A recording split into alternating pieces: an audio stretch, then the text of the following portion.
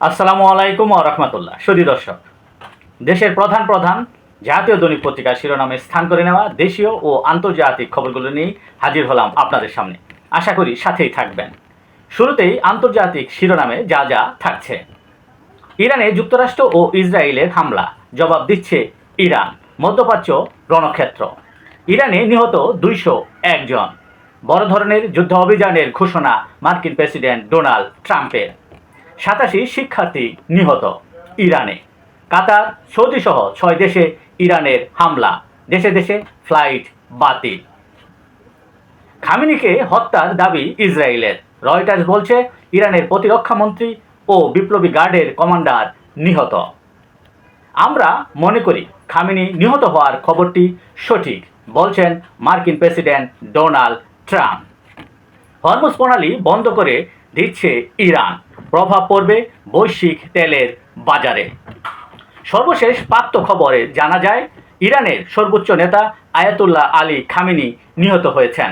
40 দিনের রাষ্ট্রীয় শোক ঘোষণা দেশটির। ইরানের রাষ্ট্রীয় সংবাদ মাধ্যম খবরটি নিশ্চিত করেছে। ইরানের পরমাণু কর্মসূচি হুমকি তৈরির কিছু আছে কি, এই নিয়ে চলছে চুলচেরা বিশ্লেষণ।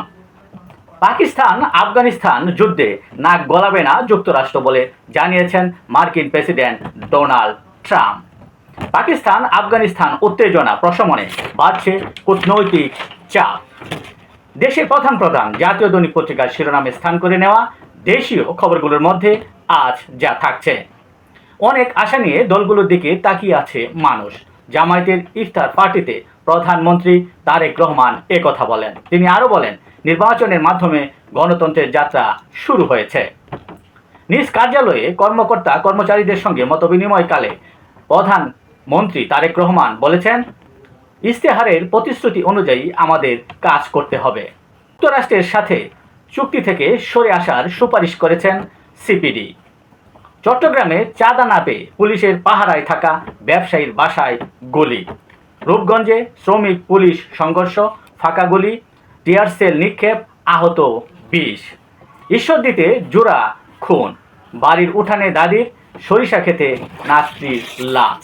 এই ছিল দেশের প্রধান প্রধান জাতীয় দৈনিক পত্রিকার শিরোনামে স্থান করে নেওয়া গুরুত্বপূর্ণ খবরগুলো, যা নিয়ে এতক্ষণ আপনাদের মাঝে উপস্থিত ছিলাম।